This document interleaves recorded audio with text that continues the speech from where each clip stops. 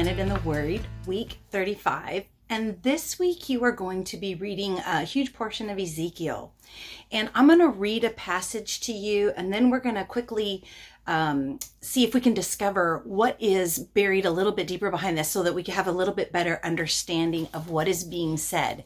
So let me read to you Ezekiel 21, and we're going to start at verse 21 and read from 21 to 22. And it says this: For the king of Babylon stands at the parting of the way, at the head of two ways, to use divination. He shakes the arrows. He consults the household idols. He looks at the liver. Into his right hand came the divination Jerusalem, to set battering rams, to open the mouth for slaughter, to lift up the voice with a battle cry, and to set battering rams against the gates, to cast up ramps, and to build a siege wall. In this particular passage, Ezekiel is talking about Nebuchadnezzar. So just for a little bit of context and background information, Ezekiel is prophesying from Babylon, and we have Jeremiah living at the same time prophesying from Jerusalem. Well, how did Ezekiel get to Babylon? Well, in 604, about a year after Nebuchadnezzar took the throne of Babylon at the death of his father, he takes off to conquer the world, essentially. And he comes to Jerusalem, and he sort of does what we call a first culling. He takes away, it's probably when Daniel was taken. He takes away the men of learning. He takes away the riches of the kingdom. He sets up a proxy king who he appoints. He starts taking profits from them. They have to pay him as tribute every year. They're sort of subservient to Babylon at this point. And then there comes a time later where Nebuchadnezzar goes out to fight again. And as this passage states, he's standing at a crossroads, deciding which direction he's going to take. So what I want to sort of drill down with you a little bit deeper is the three things that he uses. Now, all of them are forms of divination. But anytime we read something and go, well, that's weird, it's worth looking at a little bit closer. So the three forms of divination are the shaking of the arrows, the consulting of the idols, and the consulting or the reading of the liver. So let's look at each one of those separately. The shaking of the arrows. This was a very common ancient Near East practice in which they would take arrows and mark them with the different possibilities, sort of like a casting of lots. They'd take these arrows, they'd throw them in a quiver. You would reach in and you would pull out the one that the gods had chosen you to pull out, and you would follow what was on that. So presumably, all the options of what Nebuchadnezzar, which country he could go to, which region he could conquer and go into battle, were each written on each one of those arrows. And when he puts in his right hand and he draws out an arrow, on it is written Jerusalem. The second thing he does is he consults it's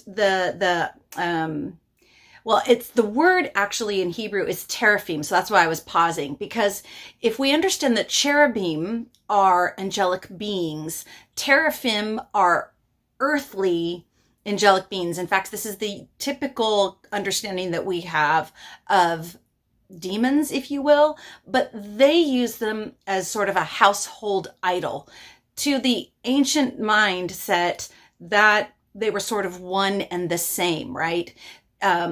We know that Rachel steals Laban's household idols and sits on them. So we knew Laban served other gods, and that Rachel took them for a reason, whether it's to punish her brother, or there's also a theory out there that whoever owned the household idols owned the wealth and rights of the family. That's another interesting thought to follow. But it's this same word, this teraphim, this earth being.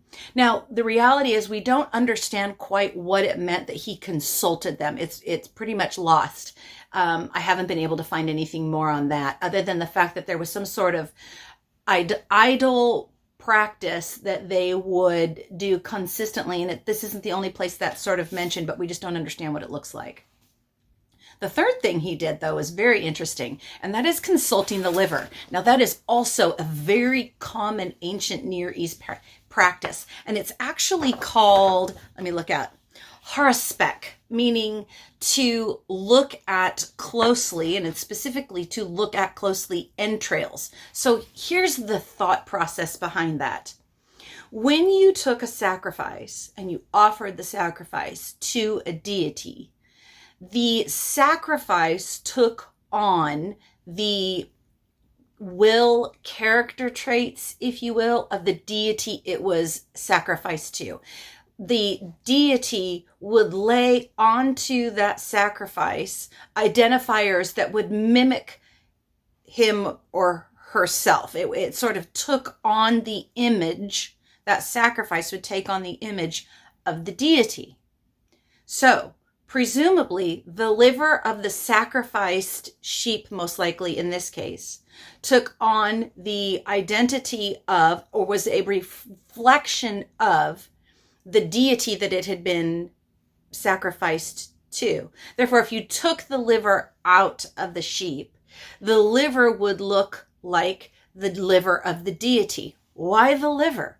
Well, remember, in the ancient Near East culture, nephesh, soul, was in the blood. So what they were doing in their eyes and perception was they were taking out the soul of this animal. And the soul of this animal would be a reflection of the soul of this deity at this specific time. So we even have actually dug up at archaeological sites models of sheep livers, even with maps on them. And if parts of them were rough, where they should be smooth, they would consult their map and that would tell them things. One of them says that if there's a part of the liver that looks like a man doll, which we'll say is basically male genitalia, then that means that what you were going in to do, you would be successful in. But if you looked at parts of the liver and you noticed that it was misshapen, or part of it seems to not have formed, well, then that bore poor witness to your success. That part of it was missing. Therefore, you were probably not going to be successful in this region. So they would read the liver because it was supposed to be a mirror image of the deity that they served, and it was to convey the soul of this deity for the mission that they were going on. So what I would like to draw your attention to, because pagan worship is pagan worship, but I just wanted to draw attention to the fact that no matter what the intent was, Nebuchadnezzar was always going to go in and ransack Jerusalem. God had decreed it. He could be looking at the liver, he could be practicing all his things, but all demonic activity must bow to the hand of Yahweh. Therefore, everything that what he was going to look at had already been decreed by God. That was how it was going to unfold, and that's how it was going to happen. The will of the Father is always going to be had. And we have multiple prophets warning Jerusalem through the ages of what's coming. Jeremiah in Jerusalem itself, Ezekiel already in Babylon, and both men are telling everyone who will listen, look, you repent, you need to turn around, this is what's coming for you. And of course, we get a little insight into exactly how that went down.